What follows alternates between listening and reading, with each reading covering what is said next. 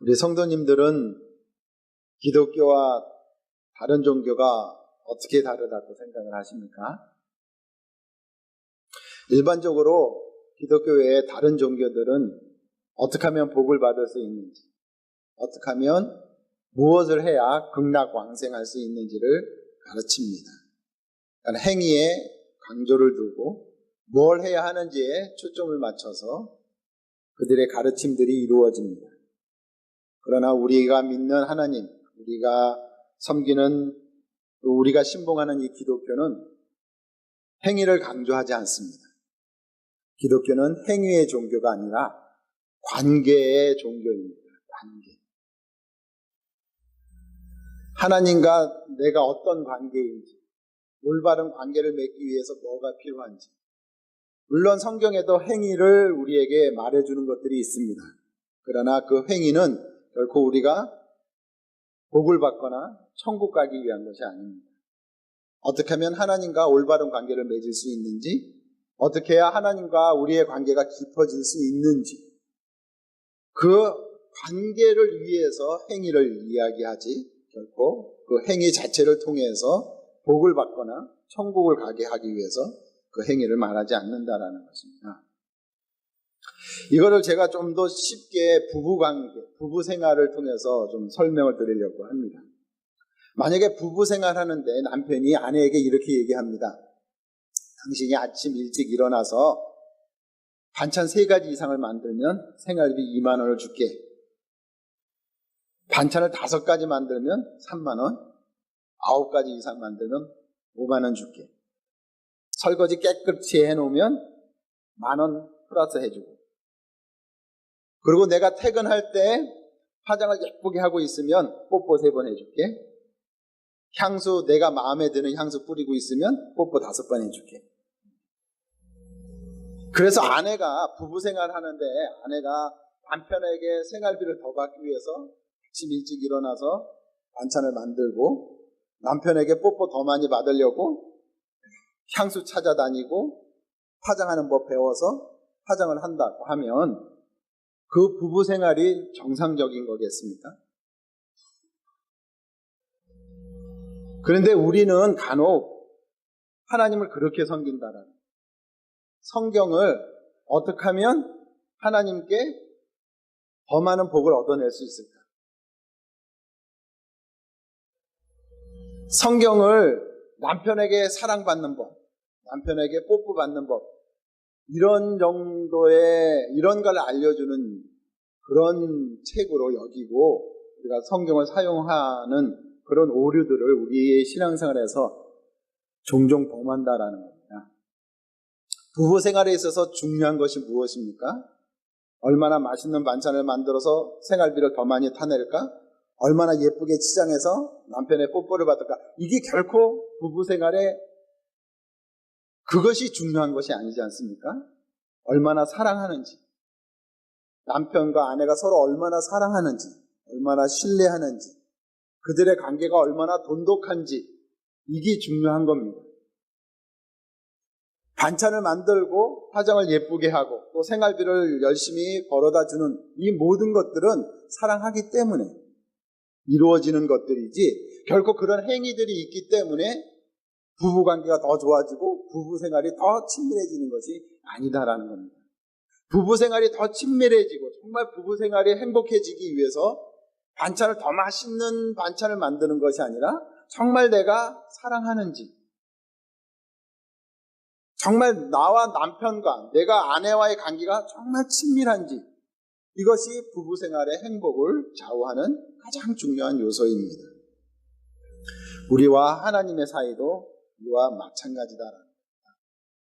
만약에 부부생활 하는 데 있어서 사랑이 없다면, 서로 친밀하지 못하다면 부부관계는 의무와 가심만 남습니다.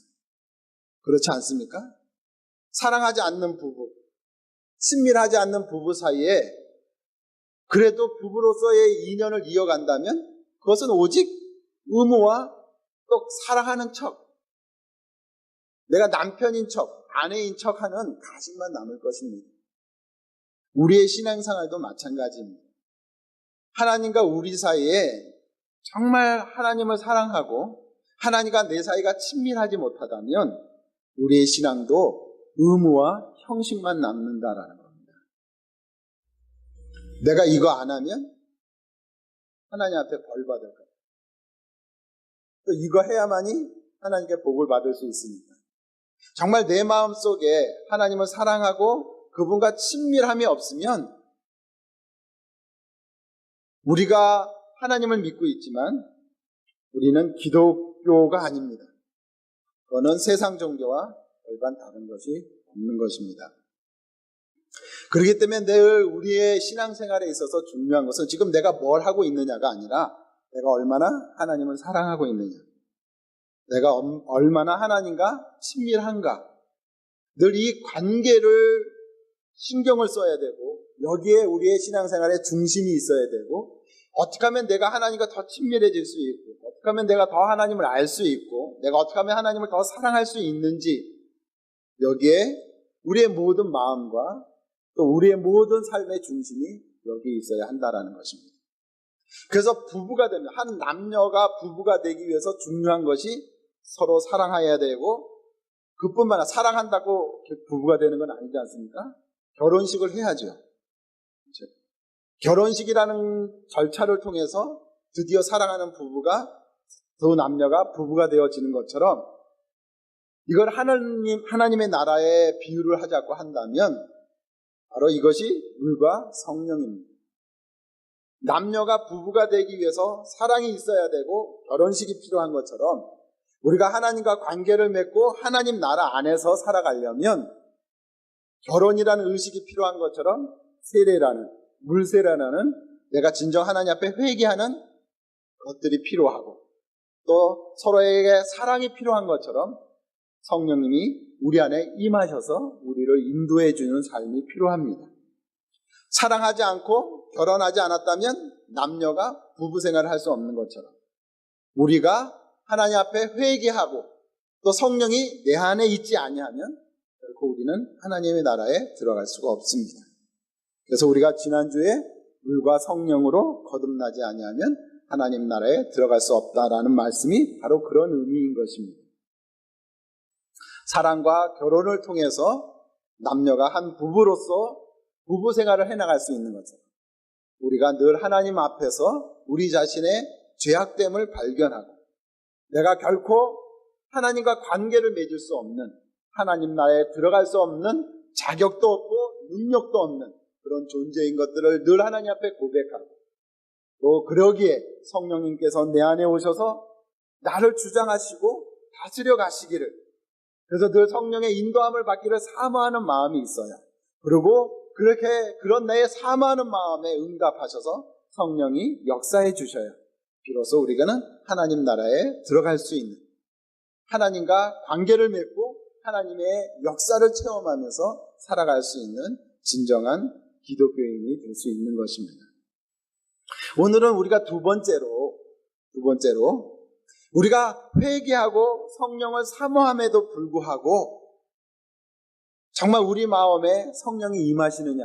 그렇지 않다라는 겁니다.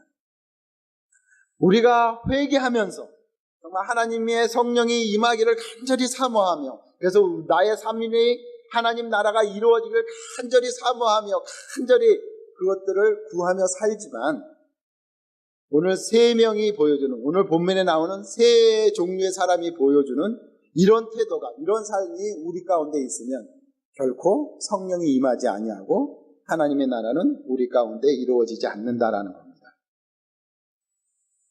그래서 오늘 이 세 명의 사람들을 우리가 좀 살펴보면서 우리의 삶을 점검해 보려고 합니다. 첫 번째 사람은 57절에 나옵니다. 57절 말씀 우리 함께 읽어볼까요? 57절, 58절입니다. 우리 함께 읽어보겠습니다.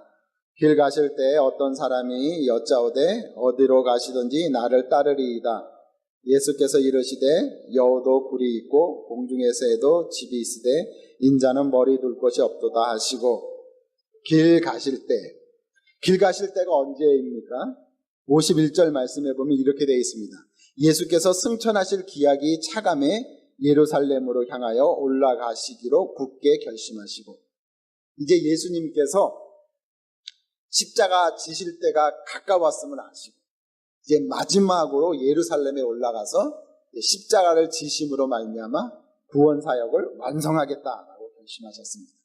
그래서 이제 갈릴리에서 출발해서 십자가 지기 위해서 마지막으로 예루살렘을 향하는 길, 바로 57절에 말하는 길 가실 때에는 그 여정 속에 있었다라는 것을 우리에게 말씀해 주는 겁니다.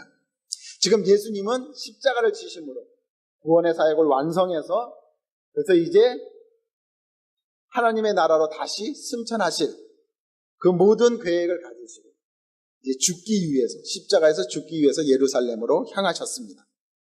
이때 제자들과 많은 무리들이 함께 예수님과 동행합니다. 근데 제자와 무리들의 생각은 어떻습니까? 예수님이 예루살렘으로 해서 이제 올라가자라고 말씀했을 때 제자들과 그를 따르는, 예수님을 따르는 무리들이 이렇게 생각했습니다. 드디어 때가 왔다. 예수님께서 지금 이 불의한 로마 제국과 그 로마 제국과 빌붙어서 지금 이스라엘 백성들을 괴롭히는, 하나님 나라 되게 못하는 이 집권층들을, 유대의 집권층들을 물리치시고 예수님이 주인이 되셔서, 그래서 예수님이 만드시는 새로운 왕국을 만드실 때가 된 모양이구나. 그래서 제자들과 무리들은 무슨 생각을 하냐면 예수님께서 이제 올라가셔서 유대인들, 그 당시에 사내들인 공회의 그 권위를 뒤집어 엎으시고 로마의 병사들을 쫓아내시고 정말 진정한 육적 이스라엘을 회복시키사 이전의 다윗 왕궁을 새롭게 건설하실 것이다 라고 생각을 했던 것입니다. 그리고 그 과정 속에 당연히 로마 군대들과 싸워야 되고 제사장과 그 당시에 율법사들이 갖고 있는 사병들과 물리적인 전쟁을 치루어야 될 것이기 때문에 목숨도 내걸 그런 각오들을 했습니다. 그래서 요한복음에 보면 도마가 예수님께서 올라가자 하실 때 뭐라고 그러냐면 주님과 함께 우리 죽으러 가자 라고 말을 합니다. 그리고 제자들과 무리들은 마음속에 비록 굉장히 위험한 일이지만, 지금 예수님과 함께 예루살렘으로 올라가는 게 굉장한 위험한 일이지만 예수님이 여태까지 보여주신 능력이라면 충분히 로마 제국을 이길 수 있어. 지금 사내들인 공의 그 집권층을 이길 수 있어 라고 생각했습니다. 왜? 죽은 자도 살려내시는 하나님이신 예수님이신데, 병자를 살려내시는 예수님인데 그런 또 다른 놀라운 기적을 베풀면 틀림없이 우리에게 승산이 있어. 그리고 예수님이 세우시는 왕국이 세워질 거야. 그렇다면 나는 어떤 자리를 차지할까? 그래서 길 갈 때 보면, 사복음서에 보면 누가 높으냐? 제자들 사이에 다툼이 일어납니다. 다툼이 일어납니다. 내가 목숨을 걸고 예수님을 따르니까, 그리고 예수님의 능력이라면 틀림없이 로마 제국을 뒤집어 엎을 수 있으니까, 그러니까 예수님의 왕국은 세워질 거고, 세워지고 난 후에 난 어떤 자리를 차지하게 될 것인가, 그것 가지고 서로 다투었다라는 겁니다. 근데 이것은 제자들 사이에만 있었던 건 아닙니다. 오늘 본문 말씀에 57절에 나오는 이 어떤 사람은 제자 가운데 속하지 않고 무리 가운데 속합니다. 무리들 가운데 있는 사람들 중에서도 대다수 사람이 무슨 생각을 하냐면, 그래, 이때 한번 예수님 편들어서 전쟁을 치르자. 그런 굳은 각오를 합니다. 그런데 제자들처럼 뭐 큰 자리는 차지하지 못하더라도 예수님의 눈도장은 받아야, 그래야 장관급은 못 되더라도 장관급은 12제자가 다 차지할 것이고 국장이나 과장 정도는 또 한 자리 차지할 수 있을 거 아니냐 라는 무리들 가운데 또 그런 생각들이 이제 하게 됩니다. 그래서 어떤 사람이 뭐라고 말합니까? 예수님께 나와서 어디로 가시든지 나는 따르리이다. 예수님이 비록 죽음의 위험한, 전쟁을 치르는 위험한 자리에 갈지라도 제가 따르겠습니다. 왜 불쑥 이 얘기를 합니까? 예수님에게 눈도장을 좀 받아야 될 거 아닙니까? 예수님의 12제자들은 장관들이 될 것이고 지금 수많은 무리들이 따르는데, 그냥 따르면 예수님이 모를 거 아니에요. 왕국을 세우고 난 다음에. 그러니까 가기 전에 미리 예수님의 눈도장을 받아놔야 나 여기 있습니다 라고 예수님 앞에 얼굴을 좀 익혀놔야 예수님의 왕국이 이루어진 후에 예수님 찾아가서 내가 그때 따랐던 사람은 아닙니까? 그러니까 과장짜리 하나 주십시오. 이렇게 얘기가 될 거니까 이렇게 얘기한다라는 거예요. 그랬더니 예수님이 뭐라고 대답하십니까? 여우도 굴이 있고 공중의 새도 집이 있는데 인자는 머리 둘 곳이 없다라고 얘기를 합니다. 지금 제자들과 무리들은 뭘 생각합니까? 예수님께서 가서 전쟁을 치르실 거야. 비록 굉장히 위험하고 그때 내가 죽을 수도 있어. 그러나 죽더라도 예수님이 죽은 자도 이미 살리셨으니까 내가 혹시나 전쟁하다 죽을지라도 예수님이 다시 살려낼 거야. 그러면 예수님께서 새로운 예루살렘의 큰 궁전을 새롭게 회복하실 것이고 그 왕자에 탁 앉으실 거야. 그리고 내가 드디어 예수님에게 잘 보였으니까 한 자리 차지할 수 있을 거야. 이제 고생 끝 행복 시작이 될 거야 라고 생각했다라는 겁니다. 지금 이 어떤 사람이 꿈꾸는 하나님의 나라는 어떤 나라입니까? 지금 힘들고 어려운 나의 삶이, 나의 환경이, 돈 없고 백 없어서 고통스럽고 괴로운 나의 생활의 환경이, 삶의 터전들이 이게 예수님으로 말미암아 바뀐단 말이에요. 예수님이 왕국을 세우기 전까지 힘이 없었어요. 갈릴리의 대다수 사람들은 예루살렘에서 밀려난 그런 사람들입니다. 돈 없는 사람들입니다. 백 없는 사람들입니다. 그렇기 때문에 자기 인생이 불행하다고 생각했어요. 자기 인생의 날개를 피지 못하는 것은 내가 돈이 없고 백이 없기 때문이다라고 생각했습니다. 드디어 예수님을 통해서 그것을 이룰 수 있는 기회를 잡았다라고 생각했습니다. 그래서 자기 인생의 행복이 하나님의 나라가 이루어질 거라고 꿈을 꿨죠. 그들은 예수님을 통해서 왕국을 봅니다. 보좌를 봅니다. 그런 그를 향해서 예수님이 뭐라고 말씀하십니까? 나는 여우도 공중의 새도 굴이 있지만 나는 머리 둘 곳조차 없다. 너희들이 왕국을 꿈꾸느냐? 의리의리한 금으로 장식된 보좌를 꿈꾸느냐? 나는 머리 둘 곳조차도 없다. 저 미물인 여우나 새도 자기 집이 있지만 나는 집조차 없다. 궁궐을 꿈꾸느냐? 나는 집조차 없다. 보좌를 꿈꾸느냐? 나는 머리 둘 곳도 없다. 완전히 대조를 이루어서 이 말씀을 하시는 거예요. 왜 예수님께서 느닷없이 뚱딴지같이 내가 어디든지 예수님을 쫓겠습니다라고 얘기하는데 왜 굴을 얘기하고 왜 머리 둘 곳이 없다라는 얘기를 하느냐? 바로 그 사람이 꿈꾸고 있는 것과 지금 내가 십자가를 통해서 이루려는 하나님의 나라는 완전히 정반대다라는 것을 알려주시는 겁니다. 무엇을 말하냐면 여러분 정말 하나님의 나라를 누리고 싶습니까? 그렇다면 그 하나님의 나라는 어떤 나라? 여러분이 소망하는 하나님의 나라는 어떤 나라입니까? 지금 내가 행복하지 못한 것이 정말 돈 없고 백 없어서입니까? 내 삶이 지금 어려우니까, 부족하니까, 힘드니까, 하루하루 사는 것이 힘겨우니까 이런 나의 생활이 형편이 펴지면, 돈 없고 백 없는 나의 형편이 펴지면 그것이 하나님의 나라이며 그것이 하나님의 축복이라고 생각하십니까? 결코 그렇지 않다라는 거예요. 환경이 바뀐다고 해서 하나님의 나라가 이루어지는 것이 아니다라고 오늘 예수님은 말씀하고 있습니다. 하나님의 나라는 환경을 바꾸는 것이 아닙니다. 지금 예수님을 따르는 제자와 무리들은 환경을 바꾸는 것이 하나님의 나라이고 그런 하나님의 나라를 위해서 내 목숨도 드릴 수 있습니다라고 고백하지만 오늘 그들을 향해서 예수님은 뭐라고 말씀하냐면 하나님의 나라는 그런 게 아니다. 하나님의 나라는 그런 모습이 아니다 라고 말씀하신다는 거예요. 여러분이 사는 것이 힘드니까 돈 없고 백 없어서 지금 인생살이가 힘겨우니까 그러니까 하나님 앞에 열심히 매달리고 하나님 앞에 내가 죽도록 충성해서 힘없고 백 없는 나의 삶이 변화되었고 환경이 바뀌어서 하나님 나라를 내가 누려보겠다라고 생각한다면 그거는 예수님이 십자가를 통해서 이룬 하나님의 나라와 아무 상관이 없다라는 거예요. 하나님의 나라는 오히려 정반대에 있다라고 얘기하고 있습니다. 이게 굉장히 중요한 겁니다.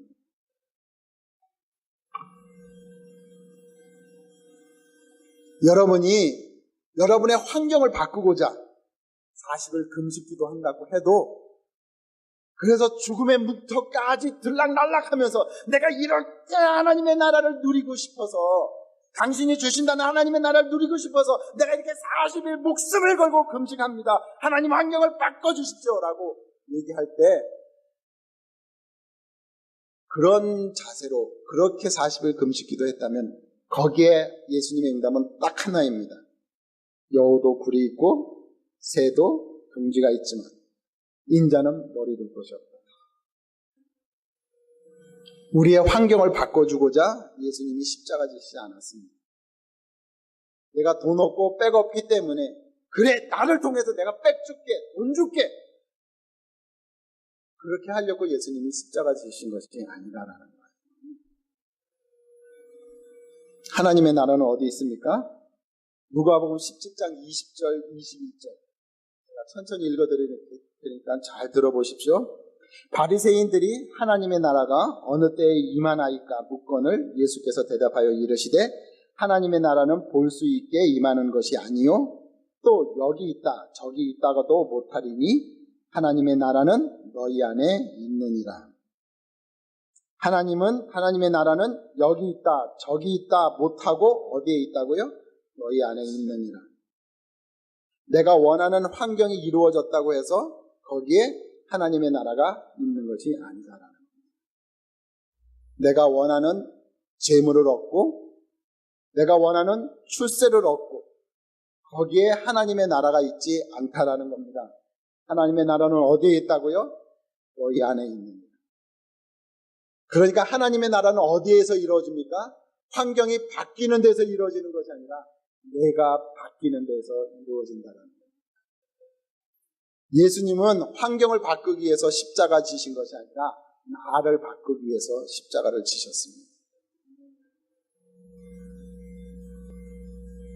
내가 바뀌어야 한다는 것입니다. 환경이 내가 아무리 꿈꾸는 정말 금은보화로 내 집을 가득 채운다 할지라도, 세상에서 가질 수 없는 절대 권력을 내가 쥐었다 할지라도 여기에서 하나님의 나라는 이루어지지 않습니다. 하나님의 나라는 내가 바뀌어야 하는 것입니다. 내가. 어떤 내가요? 피조물임에도 불구하고 하나님같이 사는 내가 바뀌어야 합니다. 내 마음대로, 내 뜻대로, 내 능력으로, 내 잘난 맛으로 살고 싶어하는 나. 그런 내가 바뀌어야 하나님의 나라가 이루어집니다. 하나님처럼 살아가려는, 하나님처럼 살고 싶어하는 내가 바뀌어서 나는 미물입니다. 피조물입니다. 그래서 잃어버린 하나님을 찾을 때, 그래서 정말 내가 피조물답게 살고 정말 하나님 앞에 온전히 기울이며 살아갈 때, 내 기쁨, 내가 좋아하고 내가 원하는 것이 아니라 하나님이 기뻐하시고 하나님이 원하시는 것들 추구하며 그런 것들을 바라며 살아갈 때 하나님의 나라는 거기에 있다라고, 여기 있다 저기 있다가 아니라 너희 안에 있느니라. 잃어버린 하나님을 찾는 곳에 더 이상 하나님처럼 살지 아니하고 피조물로 살겠습니다라고 고백하는 그 자리에 하나님의 나라는 이루어진다라고 우리에게 말해주고 있습니다. 우리는 피조물로서의 나의 진정한 모습을 회복할 때, 하나님의 백성으로서의 진정한 모습을 회복할 때, 하나님의 자녀로서 진정한 모습을 회복할 때, 하나님의 신부로서의 진정한 모습을 회복할 때, 거기에 하나님의 나라가 이루어지고 내 모습이 회복될 때 환경이 내 앞에 행복하게 되어지는 것입니다. 왜 환경이 나를 괴롭힙니까? 왜 내 주변 환경이 나를 이렇게 힘들고 어렵게 만듭니까? 내가 피조물로서의 모습을, 아담이 하나님의 형상을 잃어버리니까 땅이 어떻게 됩니까? 가시와 엉겅퀴를 내서 아담으로 하여금 땀을 흘리고 고생해야만이 겨우 먹고 살게끔 만들어줍니다. 그러나 아담이 하나님의 형상을 잃어버리기 전에는 어떻게 했습니까? 그의 말 한마디는 곧 자연의 질서가 됐습니다. 그가 이름을 지어주면 동물은 그 이름을 갖고 평생을 살아야 합니다. 그가 지시하면 모든 만물이 다 복종해야 합니다. 왜? 그는 하나님의 형상이었기 때문에. 환경이 문제가 아닙니다. 망가진 환경, 부족한 형편, 그것 때문에 내가 힘들고 어렵고 괴로운 것이 아니다라는 거예요. 내게 하나님의 형상이 없습니다. 내가 하나님의 피조물이 아니니까, 내가 하나님의 백성이 아니고, 내가 하나님의 자녀가 아니고, 내가 하나님의 신부가 아니니까 결코 환경이 나에게 굴복할 리가 없습니다. 나를 괴롭히면 괴롭혔지, 나를 찔르면 찔렀지, 가시가 돼서 엉겅퀴가 돼서 나를 괴롭히고 얽매이면 얽매이지 결코 나에게 복종하지 않는다는 거예요. 왜? 심판 아래에 있는 저주받은 인생이니까. 그래서 내가 바뀌어야 돼요. 환경이 바뀌는 게 아니에요. 바뀌어봤자 또 부패하고, 그 아무리 가시 엉겅퀴 제거한다고 해도 또 안 납니까? 또 날 수밖에 없는. 그러나 내가 바뀌면 어떻게 됩니까? 내 말 한마디, 내 생활 속에, 내 권위 아래 다시금 가시와 엉겅퀴는 사라지게 됩니다. 복종하게 됩니다. 그렇기 때문에 예수님은 환경을 바꾸는 것이 아니라 나를 바꾸고, 나를 바꾸는 것에는 십자가 외에는 없어요. 환경을 바꾸는 것은 예수님 말 한마디면 됩니다. 바다야 잠잠하라. 그러나 나를 바꾸는 것은 말 한마디로 안 됩니다. 우리 스스로가 정말 회개하고 그 십자가 앞에 무릎 꿇는 것 외에는, 십자가를 보여줘서 그 앞에 무릎 꿇게 하는 것 외에는 나를 변화시킬 수 있는 방법이 없기에 예수님은 십자가를 지신 것입니다.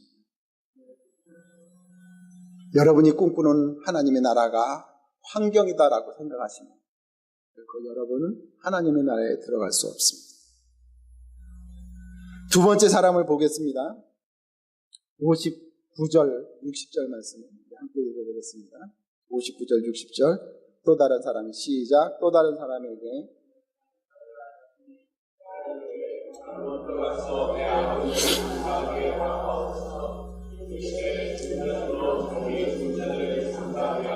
너는 가서 하나님의 나라를 전파하라 하시고, 성경에서 해석하기가 참 어려운 구절 중에 하나입니다. 59절과 60절은. 자, 그랬더니 이제 두 번째 사람이 등장하는데, 이 두 번째 사람은 예수님께서 그 스스로가 헌신을 고백하는 것이 아니라 예수님께서 나를 따르라 그럽니다. 그랬더니 그 사람이 뭐라고 합니까? 나로 먼저 가서 내 아버지를 장사하게 허락하소서. 그랬더니 예수님이 뭐라고 하시냐면 60절에 죽은 자들로 자기의 죽은 자들을 장사하게 하고 너는 가서 하나님의 나라를 전파하라 라고 말씀하십니다. 무슨 말씀입니까? 예수님은 장사, 예수 믿는 사람은, 기독교인은 부모님 장례도 치르지 말라. 그냥 문자 그대로 해석을 하면 꼭 그런 것 같아요. 그러나 그런 말씀이 아닙니다. 만약에 지금 이 사람이 정말 아버님이 돌아가셨다고 그러면 그 자리에 있을 수가 없어요. 지금 예수님을 따를 수가 없습니다. 왜냐하면 유대인은 부모님이 돌아가시면 그 다음날 장례를 치르거든요. 우리처럼 3일장, 5일장이 아닙니다. 그렇기 때문에 돌아가셨다고 그러면 바로 장례를 치러야 되기 때문에 예수님을 따를 수가 없는 거죠.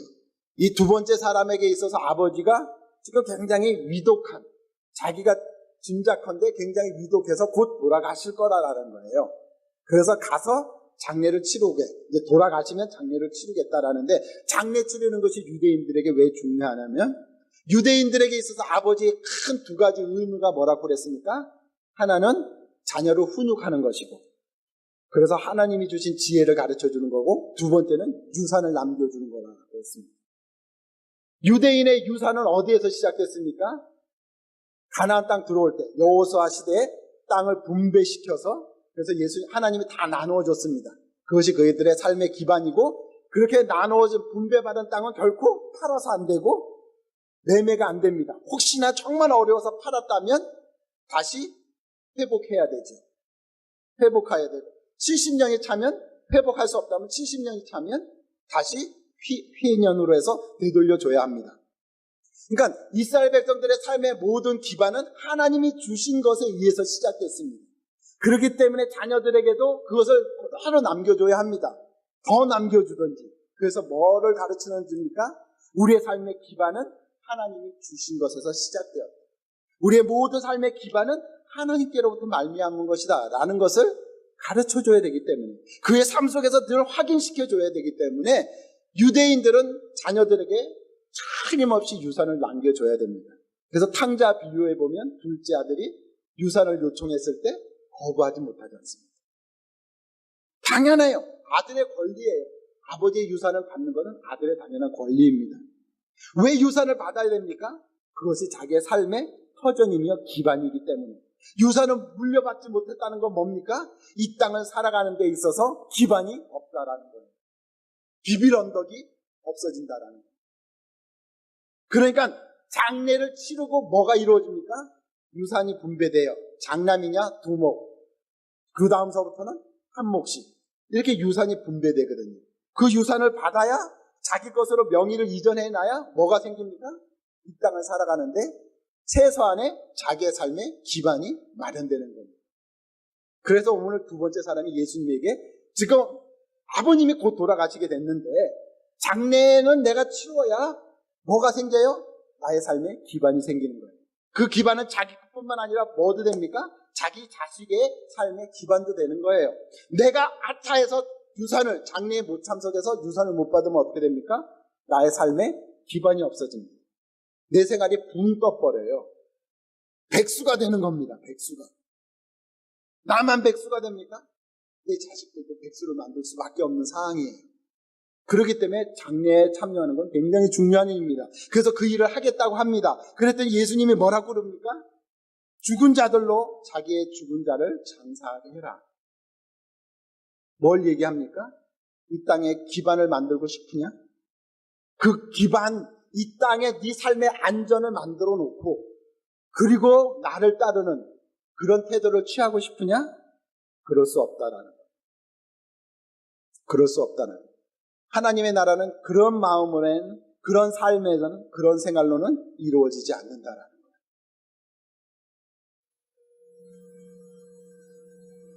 이 말씀을 준비하면서 제 마음이 참 힘들고 어렵습니다. 과연 이 진리를 오늘날 우리들이 아멘하고 받아들일 수 있는지. 쉬운 예를 하나 들어볼게요.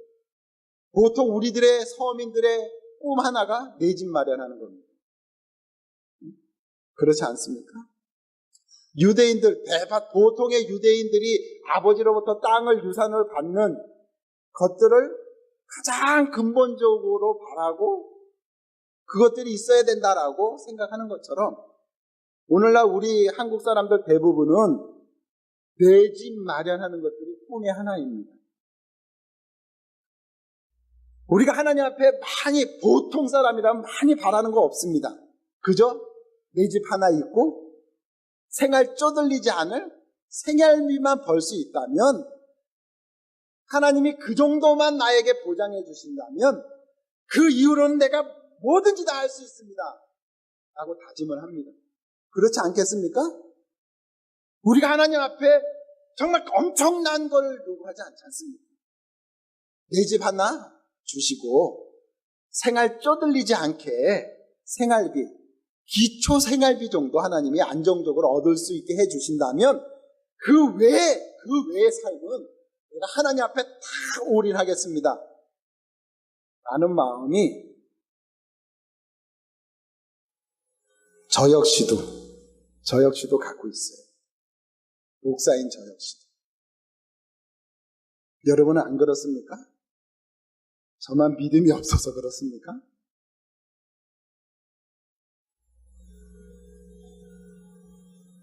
그래서 오늘 59절에 이 사람의 대답을 우리의 말로 바꾸면, 예수님, 내가 예수님 앞에 헌신하겠습니다. 교회에 충성하겠습니다. 단지 나에게 내 집과 기초생활비만 주십시오. 그것만 확보해 주십시오. 그때 예수님이 뭐라고 그럽니까? 이 땅의 삶의 안전을 원하느냐? 그거는 이 땅에서 길이길이 살고 싶어 하는 사람들의 해야 할 일이다. 하나님의 나라를 꿈꾸고 내게 순종하는 자는 그런 마음으로 살아갈 수 없다라고 단호하게 거절하십니다. 단호하게 거절하잖아요. 죽은 자는 죽은 자에게 장사 맡기고 너는 나를 따르라. 그러면 내 집장만 하면 안 됩니까? 하나님이 기회를 주시면 해야죠. 가질 수 있는 능력을 주시면 가져야 합니다. 죽은 자들은 죽은 자들을 장사하게 했어. 내 집 마련하면 안 돼. 이 삶에 뭔가 내가 안전을 얻으면 안 돼. 그래서 밤나 월세 살고 밤나 전세 난에 시달리면서 살라는 말이 아닙니다. 적어도 내 집 마련이 그것 때문에 그것이 내 꿈이 돼야 돼요. 그것으로 인해서 내 삶에 내 생활에 여유가 생겨서는 안 된다는 거예요. 우리 삶의 여유가 우리가 이 땅에 살아가는 안정감이 나는 집이 있기 때문에 나는 그래도 연금 타기 때문에 거기에 나의 삶에 안전이 있어서는 안 된다는 거예요.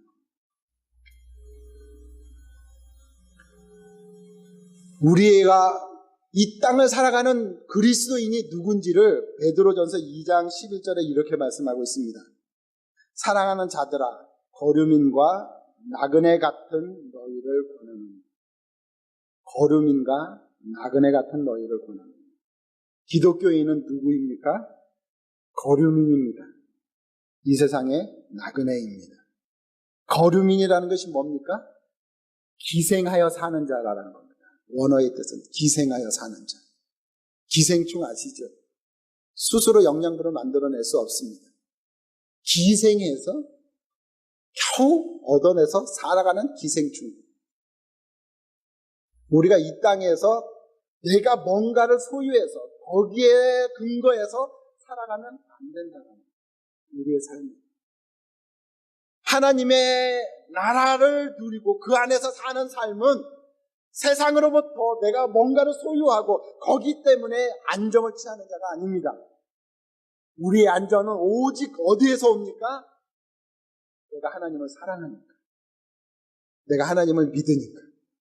그분이 나를 반드시 책임져 주실 겁니다. 여러분은 어떻게 살고 있습니까? 이 세상에서 안전하게, 이 세상의 삶도 안전하게 살고 더불어 하나님 앞에 복되받고 그런 삶을 꿈꾸고 있지 않습니다. 하나님의 나라는 이 땅을 나그네로 사는 자에게 있다. 나그네로 살 자신이 없으면 하나님의 나라는 이루어지지 않습니다. 님도 보고 뽕도 따고 이런 것은 기독교에 없습니다. 나그네로 살 것인지 이 땅에 안정감을 가지고 이 땅의 것들을 소유하면서 살 것인지. 그래서 하나님이 나에게 큰 집을 주시더라도 그 집은 내 집이 아닙니다. 내 집이라 생각할 수가 없습니다. 잠시 하나님이 나에게 맡겨주신 것입니다. 나는 나그네일 뿐입니다. 왜 내 집 마련하기를 원하십니까? 왜 내 집이 필요합니까? 지금 내 집이 왜 나에게 삶의 안전을 주십니까? 안전을 줍니까? 우리 마음을 점검해야 합니다. 내가 나그네로 이 땅을 살겠다라는 결심이 없으면 그러면 우리는 진정으로 하나님의 나라를 맛볼 수가 없습니다. 하나님의 나라를 우리는 체험할 수가 없습니다. 과연 내가 갖고 있는, 내가 소유하는 것이 나에게 어떠한 의미인지 점검해 보십시오. 그걸 오늘 하나님이 바치라 하면 바칠 수 있으십니까? 집 있는 성도들에게 질문합니다. 그 집 오늘 하나님이 쓰시겠다, 주가 쓰시겠다 하셔서 바치라 하면 바치실 수 있으십니까?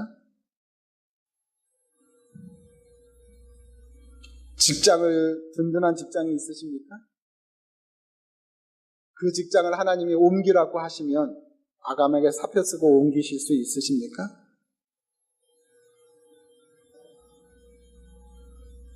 하나님 앞에 솔직하게 고백할 수 있어야 합니다. 지금 내 직장이, 지금 내가 살고 있는 내 집이 내가 그걸 의지하면서 안정감을 갖고 있는지, 아니면 정말 내가 이 땅을 나그네로 살고 있는지 우리의 마음을 늘 점검해야 합니다.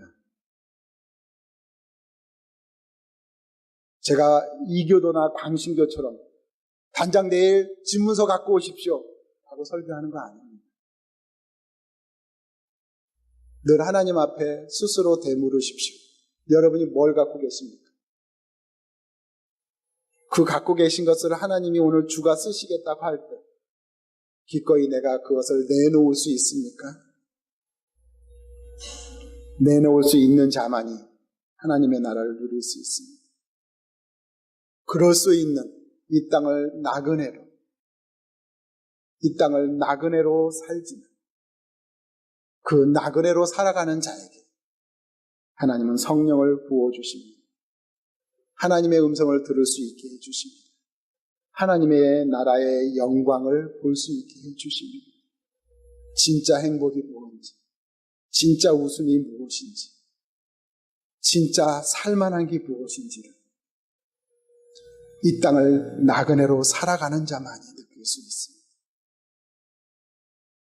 많이 소유하려고, 그래서 더 안심되고 더 뭔가 위로를 받고자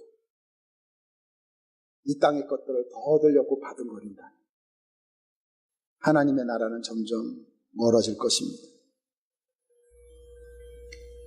재산으로 안정감을 얻을 것인지, 눈에 보이지 않지만 하나님으로 내가 안정감을 얻을 것인지, 그 결단이 하나님의 나라를 체험할 수 있을 것인지, 하나님 나라 밖에서 살아갈 것인지를 결정하는 것입니다. 마지막 세 번째 사람을 살펴보겠습니다. 61절과 62절입니다. 우리 함께 읽어보겠습니다. 61절, 62절 시작. 또 다른 사람이 이르되 주여 내가 주를 따르겠나이다마는 나로 먼저 내 가족을 작별하게 허락하소서. 예수께서 이르시되 손에 쟁기를 잡고 뒤를 돌아보는 자는 하나님의 나라에 합당하지 아니하니라 하시오. 세 번째 사람이 예수님께 말합니다. 내가 주를 따르겠습니다. 그런데 이 사람은 또 뭘 요구합니까? 먼저 가서 가족들에게 작별하게 허락해 달라는 겁니다. 뭘 얘기합니까? 당연히 먼 길을 간다면, 집을 떠나야 될 출타할 일이 있다면 가족들에게 인사하는 거 당연한 건 일입니다. 그런데 오늘 예수님이 그 일을 막습니다. 그 일을 막습니다.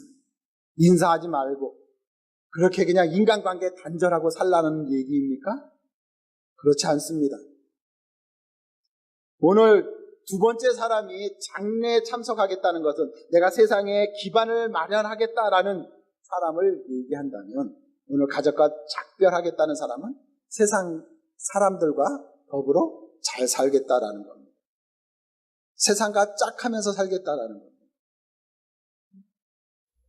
유대 문화에 보면 오랫동안 출타하는데 부모나 친구들에게 인사 안 하고 가면 이거는 의절하겠다라는 뜻입니다. 그래서 반드시 장기간 출타하는 사람은 적어도 자기 인간관계 영역 안에 있는 사람들에게 얘기해야 합니다. 내가 어디를 가서 어느 정도 빌 것이다 라고 얘기를 해야 합니다. 작별을 고해야 합니다. 이것 없으면 뭐로 인식을 한다고요? 너하고 나하고 이제 의절이야, 남남이야 라는 얘기가 돼요. 그러니까 작별 인사 안 하고 떠나면 어떻게 됩니까? 자기의 모든 인간관계가 다 끊어지는 겁니다. 다 끊어지는 거예요. 그래서 이 사람이 뭘 요구해요? 작별 인사하겠다. 무엇을 우리에게 말씀하고 있습니까? 세상과 짝하면서 하나님의 나라를 누릴 수 없다라는 겁니다. 세상 즐거움, 세상 쾌락, 세상과 벗하면서 하나님의 나라를 동시에 누릴 수 없다라는 것입니다. 그래서 야고보서 4장 4절에 보면 세상과 벗된 것이 하나님의 원수가 되는 것이다 라고 말씀해 주고 있습니다. 세상 친구와도 잘 지내고 하나님의 나라를 위해서 살 수 있는 길이 없다라는 겁니다. 그럼 세상 친구를 다 끊으라는 것입니까? 아닙니다. 세상 친구 만날 수 있으면 만나야 합니다. 뭘 위해서요? 오늘 부목사님이 말씀하신 것처럼 전도를 위해서입니다. 우리가 세상 사람들과 또 이웃들과 잘 지내는 유일한 이유는 그들의 영혼을 구원하기 위해서입니다. 그 이하도 그 이상도 아닙니다. 그들과 친하게 지내려고 왕따 되기 싫어서 외롭게 사는 게 싫어서 그렇다면 그런 삶에는 결코 하나님의 나라가 임하지 않습니다. 세상은 점점 술 안 마시는 사람 싫어합니다. 돈 없는 사람 싫어하고요. 애인 없는 사람 싫어합니다. 놀 줄 모르는 사람 싫어합니다.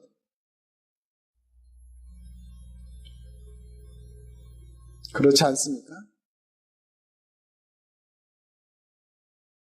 그러나 세상이 점점 이렇게 변해가고 있기 때문에 우리는 스스로 세상에서 왕따 되는 것들을 두려워하지 말아야 합니다. 이 땅을 외톨이로 사는 것에 대해서 우리가 겁내지 말아야 합니다. 하나님의 백성으로 그리스도인으로 산다는 것은 세상에서 외톨이로 살겠다라는 것입니다. 더 이상 세상과 벗하지 않겠다는 결심이 내가 예수를 믿겠다는 고백 안에 포함되어 있는 것입니다. 세상과 짝하면서 세상 즐거움 다 누리면서 세상 영광, 세상 즐거움 적당히 누리면서 그러면서 하나님의 나라를 맛볼 수 없습니다. 오늘 이 세 사람에 대해서 예수님은 단호하고 분명했습니다. 하나님의 나라는 우리의 결단을 요구합니다. 환경을 바꾸고 싶으냐, 네 자신을 바꾸고 싶으냐. 세상의 안전을 원하느냐, 하나님으로 오직 안전처를, 피난처를 삼을 것이냐. 세상 즐거움을 맛보기를 원하느냐, 하늘의 즐거움을 맛보기를 원하느냐. 선택은 우리에게 있다라고 오늘 우리에게 도전합니다. 신앙생활이라는 것은 쉬운 것이 아닙니다. 땅 문서는 믿을 수 있는데 보이지 않는 하나님의 축복을 믿을 수 있습니까?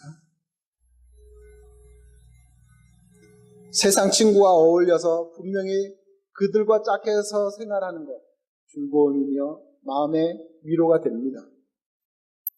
그러나 그들과 사귀지 아니하고 오직 하나님 말씀을 통해서 위로와 기쁨을 누리면서 그 기쁨만으로, 그 즐거움만으로 살아갈 수 있으십니까? 그러나 오늘 성경은 말합니다.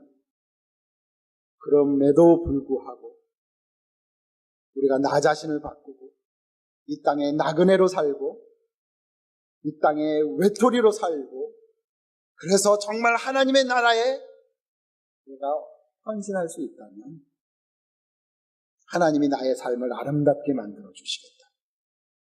하나님이 나의 주변을 화목하게 만들어 주시겠다.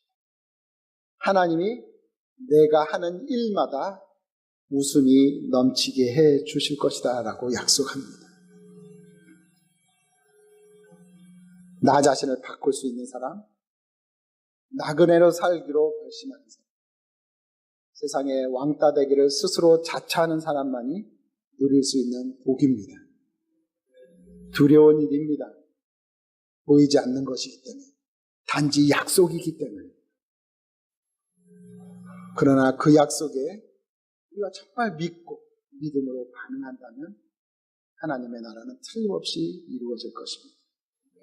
그래서 세상 그 어떤 궁궐도 줄 수 없는 안정감, 세상 그 어떤 친구와 어떤 재미있는 일도 줄 수 없는 즐거움, 우리에게 누리게 해 주실 것이고, 그런 모습을 세상 사람들은 보고 나도 네가 믿는 하나님 믿고 싶다라고 우리에게 찾아올 것입니다.